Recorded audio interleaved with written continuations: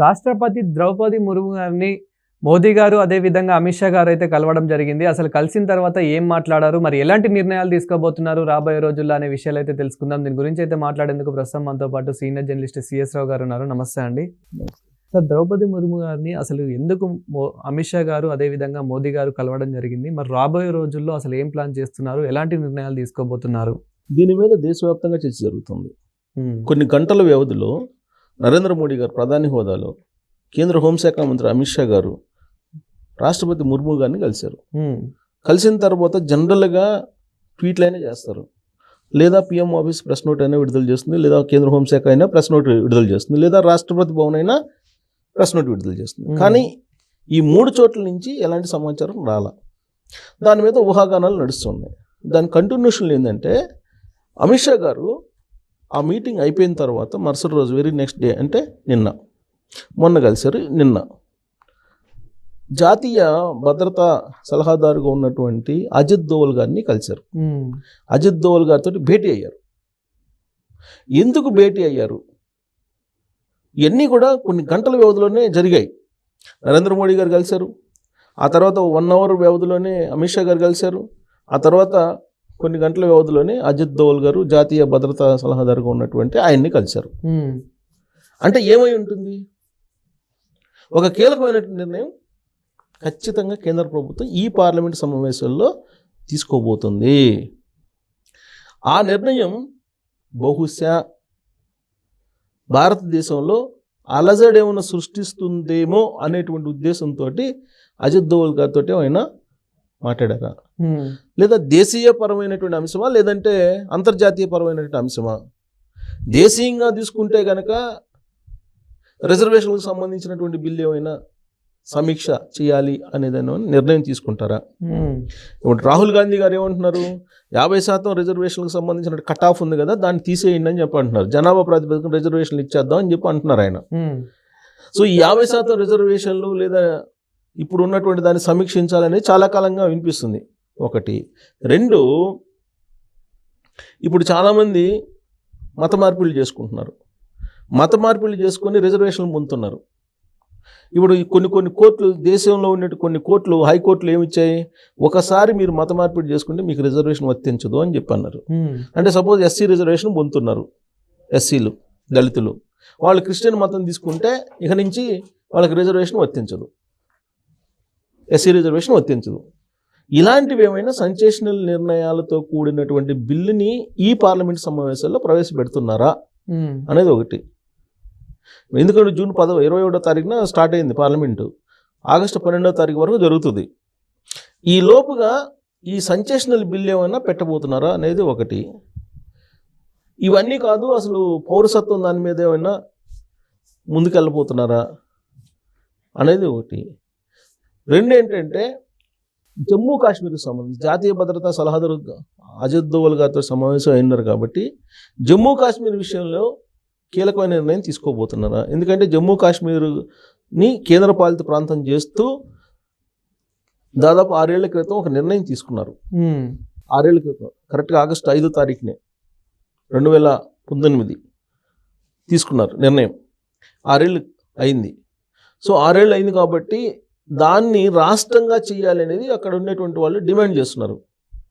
దాన్ని తగ్గట్టు అక్కడ ఇప్పుడున్నటువంటి కేంద్రపాలిత ప్రాంతానికి ఉన్నటువంటి సీఎం కూడా త్వరలోనే నాకు ప్రమోషన్ రాబోతుంది అన్నట్టుగా ఈ మధ్య నేషనల్ మీడియాలో లీకులు చేశారు.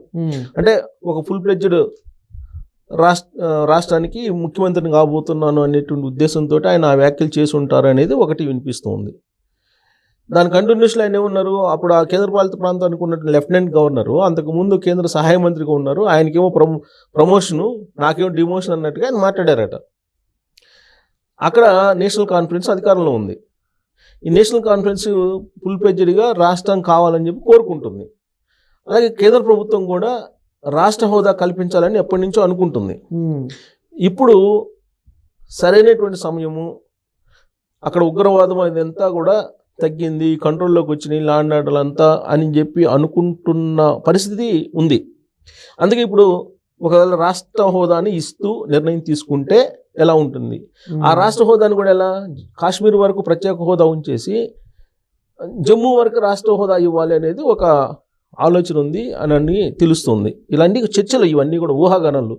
సో ఇది కనుక చేసినప్పుడు ఒకవేళ జమ్మూని చేస్తే మళ్ళీ కాశ్మీర్ నుంచి ఏమైనా రివోల్ట్ వస్తుందా, దీని మీద ఏమైనా ఒకవేళ నిర్ణయం తీసుకోవడానికి అజిత్ దోవల్ గారితో కూడా సమావేశం అయి ఉంటారా అమిత్ షా గారు. మొత్తం మీద లా అండ్ ఆర్డర్ రిలేటెడ్ ఇష్యూనే తీసుకోబోతున్నారు వీళ్ళు. ఒక సంచలనమైన నిర్ణయం తీసుకోబోతున్నారు. ఎప్పుడు కూడా నరేంద్ర మోడీ గారు సంచలన నిర్ణయం తీసుకునేటప్పుడు ఇలాంటివన్నీ జరుగుతూ ఉంటాయి. అమిత్ షా గారు అలాగే నరేంద్ర మోడీ గారు రాష్ట్రపతిని కలవడం, రావడం, తర్వాత రహస్యంగా క్యాబినెట్ మీటింగ్ రైతు రిపోర్ట్ పెట్టడం, ఇమీడియట్గా అనౌన్స్ చేయటం, ఇలా చేసినటువంటి వాటిలో ఒకటే నోట్ల రద్దు.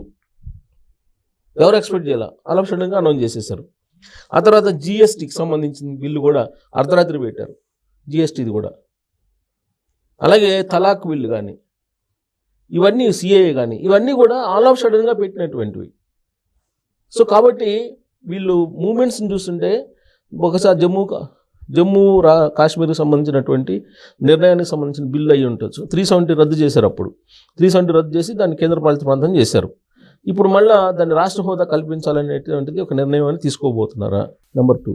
నెంబర్ 3 ఏంటి?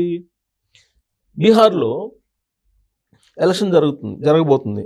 ఈ సందర్భంగా అక్కడ ఓటర్లు దొంగ ఓట్లు భారీ ఎత్తున చేర్చారని చెప్పి ఇప్పుడు పెద్ద ఎత్తున కాంగ్రెస్ పార్టీ తర్వాత ప్రత్యర్థి పార్టీలు ఆడ ధర్నాలు చేస్తున్నారు, ప్లస్ ఐడెంటిఫై చేశారు. మళ్ళీ దాన్ని రీచెక్ చేస్తున్నారు.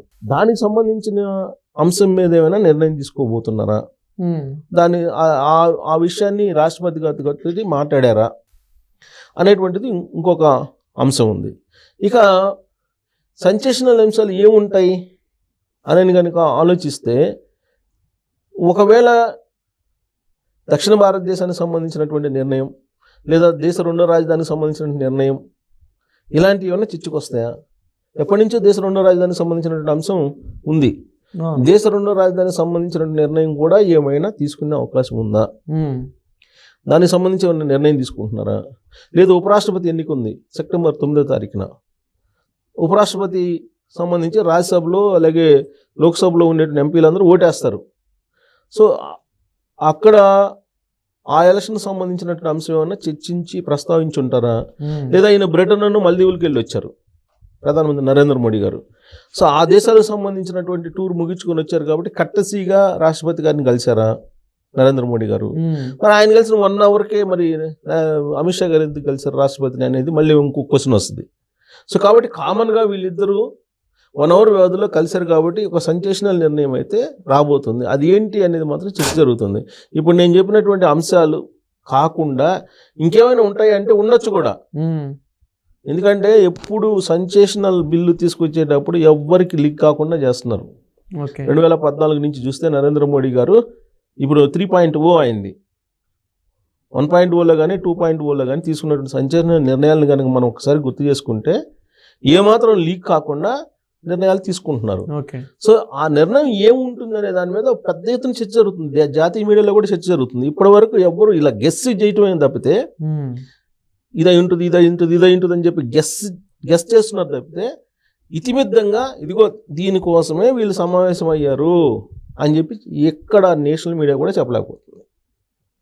సో ఇలాంటి పరిస్థితుల్లో ఎందుకు వీళ్ళు అంటే ఎలాంటి సెన్సేషనల్ నిర్ణయం తీసుకోబోతున్నారు అనేది మనకి పరిధిలో ఉండేటువంటి అంశాలను నేను గుర్తు చేసాం.